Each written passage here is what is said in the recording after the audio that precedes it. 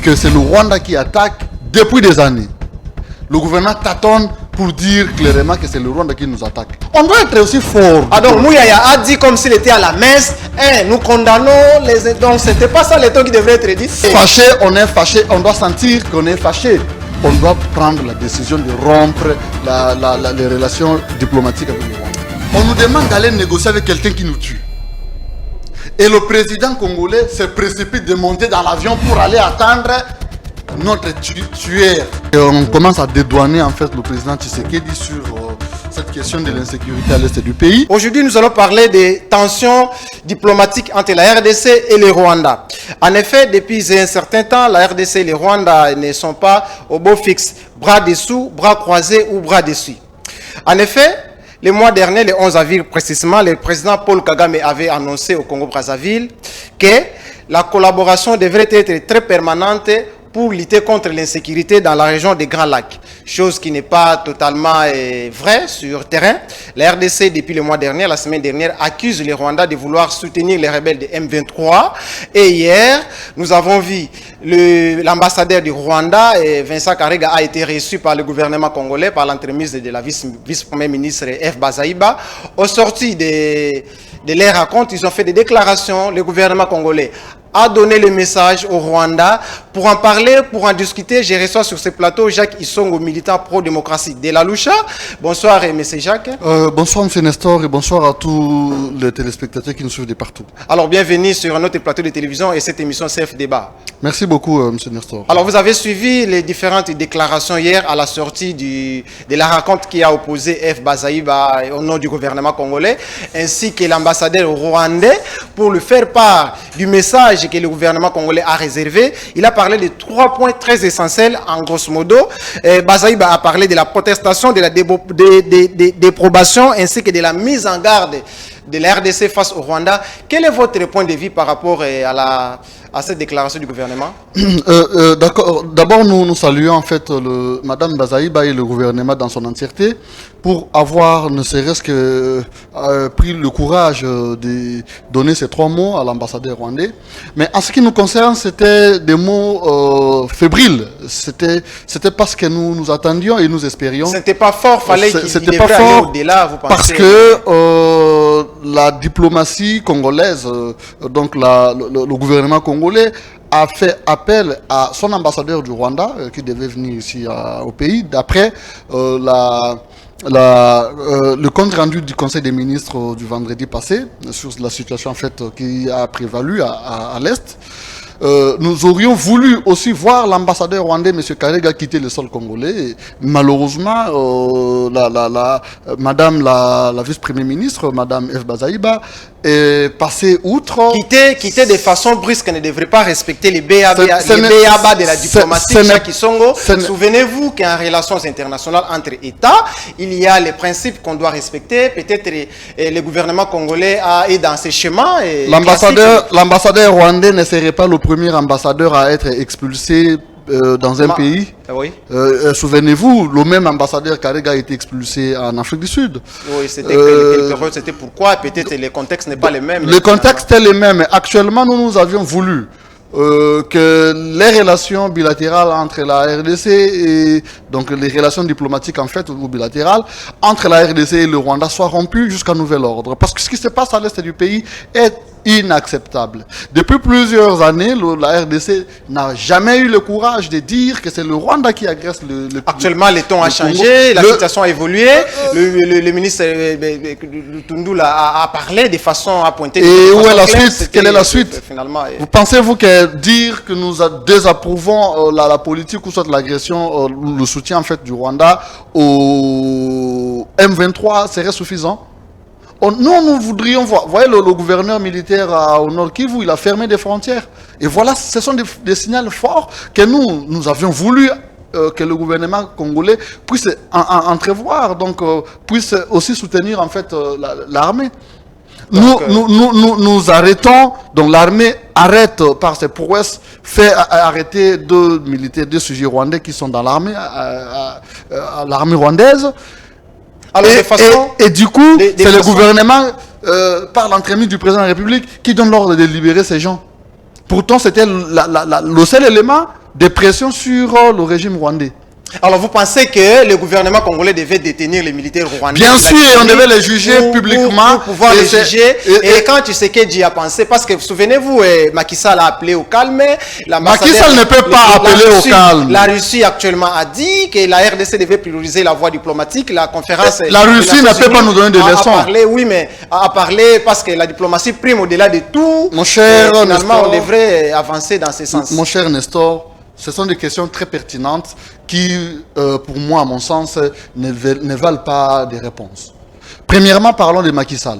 Macky Sall avait pris position pour condamner la Russie, n'est-ce pas? Oh, tout à fait. Je pense que le Sénégal a été parmi les pays qui avaient condamné l'agression de l'Ukraine. Oui, le président en exercice de l'Union africaine. Ça, c'est un des deux. La Russie elle-même, plusieurs fois, on l'a demandé de négocier avec l'Ukraine. A-t-elle accepté? Ils sont en négociation à Kiev. D'abord, c'était les armes qui se sont fait entendre. Ce que nous devrions faire aussi, c'est ce que nous devions nous assumer. On ne peut pas aller négocier avec quelqu'un qui nous agresse. C'est quelqu'un qui vient dans votre maison, dans votre parcelle, il frappe votre femme, il frappe des enfants, il tue même des enfants, des canards, des poulets, tout ça. Et vous dites non, on doit négocier. Qu'est-ce qu'on doit négocier là-dedans? La communauté internationale doit cesser de jouer à l'hypocrisie. Et c'est là où nous nous demandons à nos autorités d'être fermes et de faire comprendre que nous n'avons que le Congo et ce ne sont que des Congolais qui peuvent sauver ce pays. Aucun Français, aucun Italien, aucun Américain ne peut aujourd'hui venir nous prêter main forte si nous-mêmes nous ne pouvons nous sauver.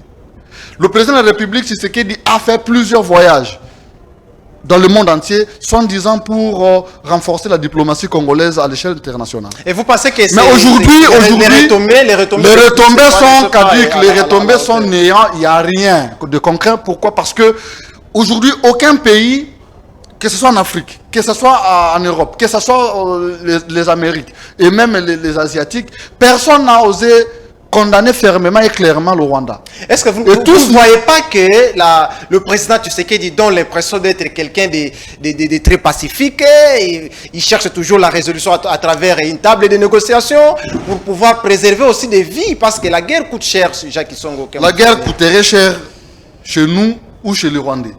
Parce que déjà la guerre coûte cher pour nous. Nous perdons des vies humaines. Nous perdons chaque jour comment vivre. Écoutez, comme je l'ai dit, l'armée arrête 2 militaires rwandais au front. C'était le seul moyen de pression de la RDC sur le gouvernement rwandais. Et vous pensez que le président Tshisekedi a cédé à cette pression? Laissez-moi d'abord évoluer, mon cher. Oui. Laissez-moi d'abord évoluer. Le président fait libérer les prisonniers, peu importe la raison. Oui, tout à fait. Mais le président devait quand même s'assumer et dire, niet, ces gens-là doivent rester. Et il l'a fait de manière unilatérale. Il n'a pas consulté l'armée qui avait détenu ces gens. Mais c'est le commandant suprême de la nation, Jacques. Bien sûr, mais pourquoi lui n'est pas allé au front les arrêter? Mais ce sont d'autres militaires qui sont allés arrêter, mais lui s'est dit, commandant suprême. Mais ce comportement fragilise la motivation quand nos justement, à l'est du pays. Vraiment, c'est ça le problème. Le fait que le président puisse prendre des décisions qui vont à l'encontre, parce que vous vous souvenez que même quand on a fermé les frontières, le gouvernement au niveau central n'a pas été d'accord. Oui, ouais. On a senti une sorte de contradiction entre Patrick Mouyaya ainsi que les policiers qui étaient à Goma, qui avaient donné le message à la population de pouvoir se mobiliser. Vous l'avez dit. Finalement, c'était contradictoire. Vous l'avez dit. Et c'est très démobilisant. 2. Le président Tshisekedi fait le tour du monde pour renforcer la diplomatie, entre guillemets. Mais qui n'a pas donné de bons résultats. Ça ne donne pas de bons résultats. Et aujourd'hui, la RDC est toujours seule et isolée parce qu'aucun pays au monde n'a apporté son soutien de manière claire à ce que nous subissons aujourd'hui. Donc vous pensez que nous avons une diplomatie très faible? Exact. 3. Allez-y, continuez les points que vous avez. Les mouvements citoyens ont appelé, donc nous, la Lucha, ainsi que d'autres camarades, avions initié une mobilisation pacifique à la gare centrale. Oui, c'était hier. C'était avant-hier. C'était avant-hier qu'on a vu tous les membres du mouvement citoyen, la Loucha, la Filimi. Et il y avait même quelques membres de l'opposition. Quelques personnalités, on a vu Delis et Sanga présents. De l'opposition. Aucun. Que Moussa, et puis on les a vus à la gare centrale avec bougie pour dénoncer. Exact. Et il n'y avait aucun membre du gouvernement. Aucun membre du gouvernement, aucun officiel congolais. Aucun officier. C'est inquiétant, les messages, ils ne sont pas solidaires avec vous. Voilà. Peut-être c'est l'agenda au Jacques. 4. avec preuve à l'appui, le gouvernement, malgré les preuves que c'est le Rwanda qui attaque depuis des années, le gouvernement tâtonne pour dire clairement que c'est le Rwanda qui nous attaque. Non, mais Lutundu l'a dit, il a pointé du doigt de façon express ce qui n'était pas le cas avant, Jacques. Non, mais oui, aussi le temps c'est insignifiant. On doit être aussi fort. Ah donc Mouyaya a dit comme s'il était à la messe, nous condamnons les... Donc ce n'était pas ça le temps qui devrait être dit. 5. Jacques, réponds-moi d'abord à la question. Ce n'est pas ça le temps, mon frère. Comment il devrait Quand on est fâché, on doit sentir qu'on est fâché. Non seulement mais dans la parole. Mouyaya de nature n'est pas quelqu'un qu'on a vu parler avec vivacité. Ouais, mon cher, mais les paroles s'en vont. Ce sont des actes qui doivent être pérennes. On doit prendre la décision de rompre les relations diplomatiques avec le Rwanda. Continuez à nous énumérer vos constats. La communauté internationale qui désigne M. Lorenzo comme un médiateur qui devait de la résolution du conflit entre dialoguer avec le Rwanda. Oui, l'Angola a dit a priorisé la voie de la paix. Alors, ce que je ne comprends pas, on nous demande d'aller négocier avec quelqu'un qui nous tue. Et le président congolais se précipite de monter dans l'avion pour aller attendre notre tueur. C'est quelle légèreté? Moi, je pense que les mots peut-être ne conviennent pas. Le président, c'est quelqu'un qui priorise la Russie a fait la guerre à l'Ukraine, n'a jamais envisagé de négocier. La communauté internationale n'a jamais... Non, la Russie négocie avec l'Ukraine à Kiev. C'est quand? Après combien de temps? Pour qu'on négocie, on arrive à négocier. Poutine a toujours priorisé. 6. Donc la RDC, malgré tout, accepte d'aller négocier. Et ça, avec le Conseil des Nations Unies qui s'est réuni hier, qui a vu, voilà, c'est la RDC qui est attaquée, mais malgré ça, donc le Conseil de sécurité se donne le luxe de nous recommander d'aller négocier avec quelqu'un. Est-ce que le Conseil de sécurité est pour le Rwanda, en quelque sorte, ou est derrière le Rwanda? Le Rwanda est en train de se victimiser. Alors que ceux qui sont en train d'être tués, ce sont les Congolais. Et cette victimisation, la communauté internationale mord à l'hameçon et du coup soutient le Rwanda. Et il n'y a pas d'eux, ce sont des Américains, les États-Unis d'Amérique qui soutiennent le Rwanda. Et aujourd'hui, nous avons les grands clubs européens. Où il y a Arsenal, il y a Paris Saint-Germain qui sont des Français et des Anglais qui soutiennent directement visite au Rwanda, tout ça. Rwanda. Voilà, la diplomatie là, elle est forte. Et c'est cette diplomatie rwandaise qui fait en sorte que, et associée bien sûr avec cette victimisation, nous n'ayons pas gain de cause lorsque nous allons au Conseil de sécurité. Qu'est-ce qui devait être fait? Le président de la République, le gouvernement, qui a d'ailleurs le soutien indéfectible de la population sur cette question de l'agression. Ce qui n'était pas le cas avant avec le président Kabila. Le président devait prendre son courage à bras le corps pour condamner, mais aussi prendre certaines décisions, dont renvoyer M. Karega de notre pays avec un message clair. Renvoyer M. Karega au Rwanda. Moi j'ai l'impression que toi tu soutiens Karega. Karega a dit à la sortie de la rencontre avec F. Basaïba que la nécessité de ma durée en RDC, de ma présence à Kinshasa, dépend du pays qui m'a envoyé ainsi que de Kinshasa. Tout à fait. Donc Kinshasa devait demander à son... Pourquoi on a fermé les compagnies aériennes, la compagnie aérienne Rwandais, pourquoi? C'est la même chose. Si vous ne voulez pas que Rwanda... En diplomatie, ce n'est pas le cas. Il y a des actes, peut-être on doit aller petit à petit et arriver jusqu'à son exécution. Lorsqu'on est tué, lorsqu'on a des preuves, lorsqu'on arrête des militaires étrangers sous votre sol, il y a possibilité de réagir. Ces histoires-là, vous me dites de diplomatie, machin, qu'est-ce que ça va faire? Est-ce que la RDC et le Rwanda, vous savez-vous, il n'y avait même pas une ambassade ici au Rwanda, au Congo depuis plusieurs années. Ce n'est que très récemment, quand Tshisekedi est entré au pouvoir, qu'on a eu l'ambassade rwandaise. Donc on peut chasser Karega aujourd'hui, même demain, c'est pas un problème. On va normaliser au cas où. Parce que nous ne pouvons pas négocier ou parler avec des gens qui ne sont pas sincères en face.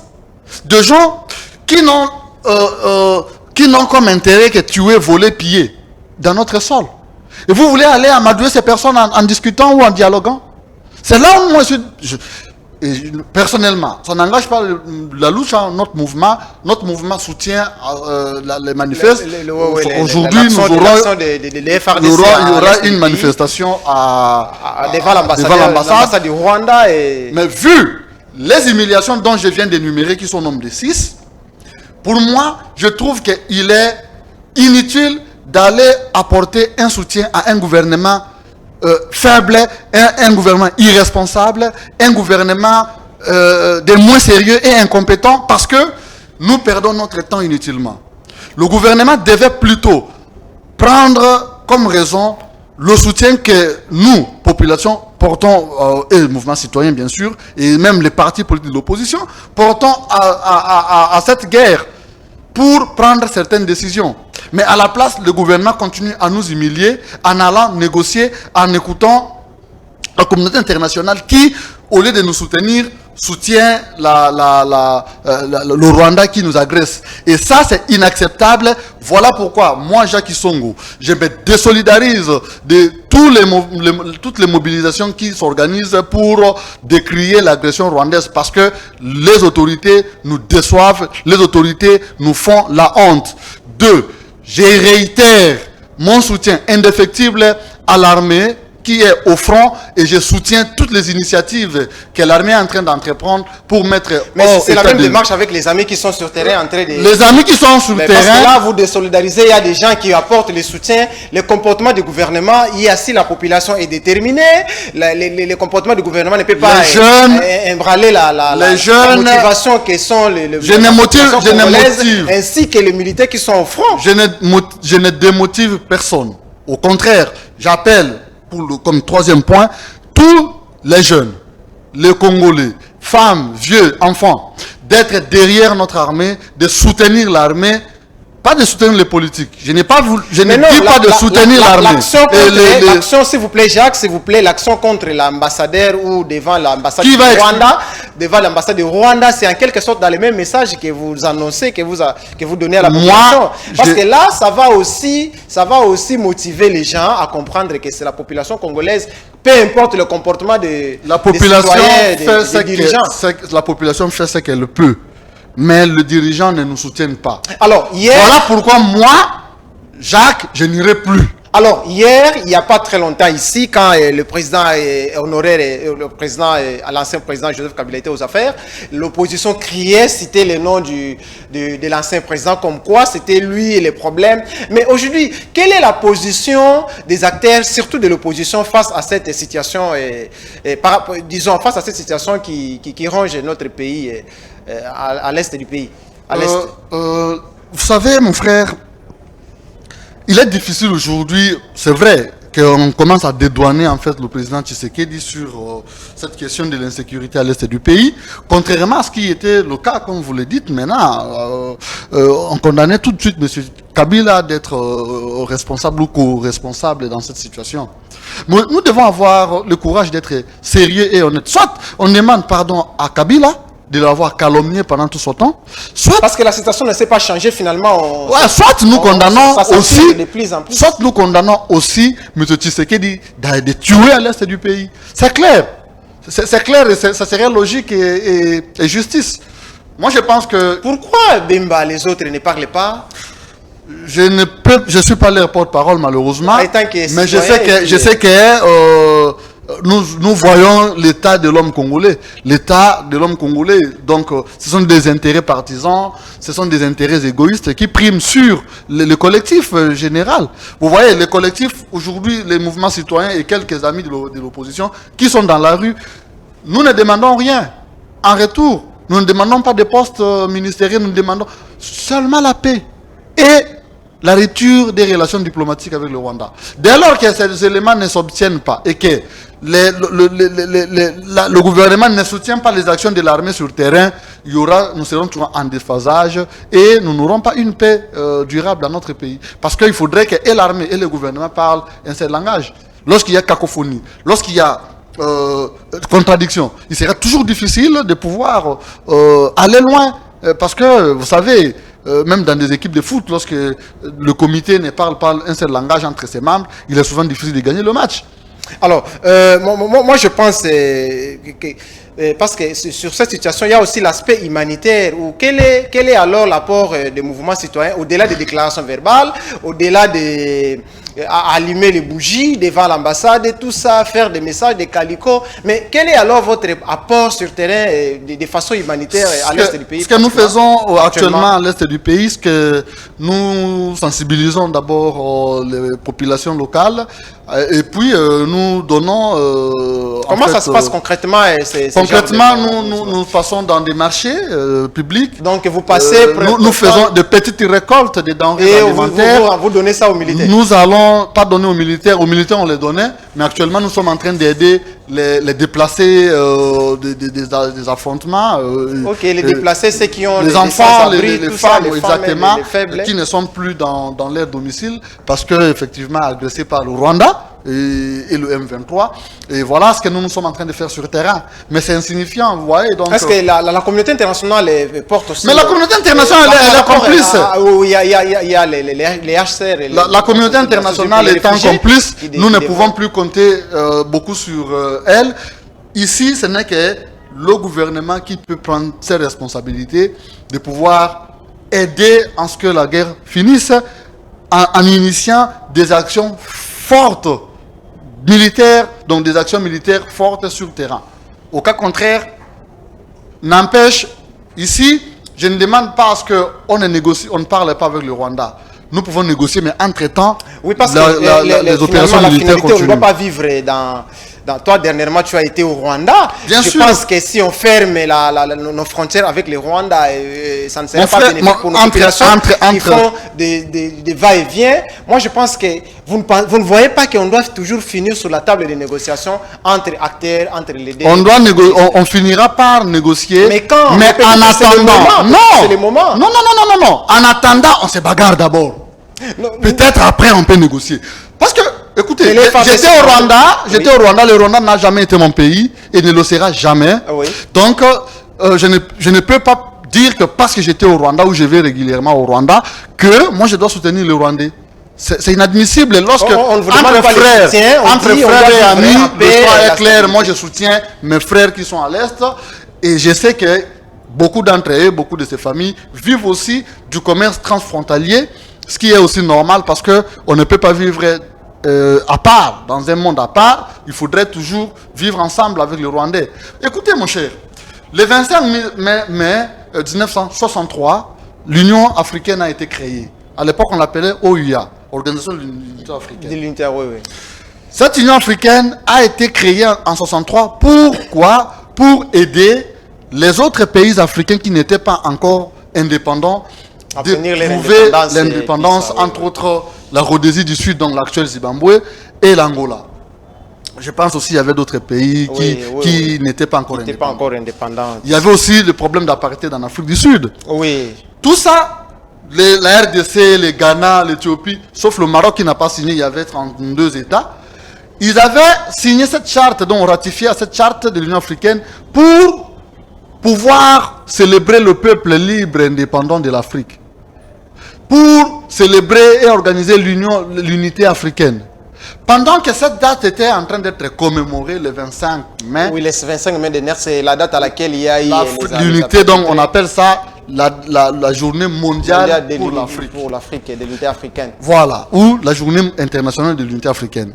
Mais pendant cette journée-là, on était en train d'être agressé par un pays frère, un pays voisin, un pays africain, où on devait tous être dans une fête. Ce qui est inadmissible selon vous, étant que... Inadmissible et en tout cas inacceptable.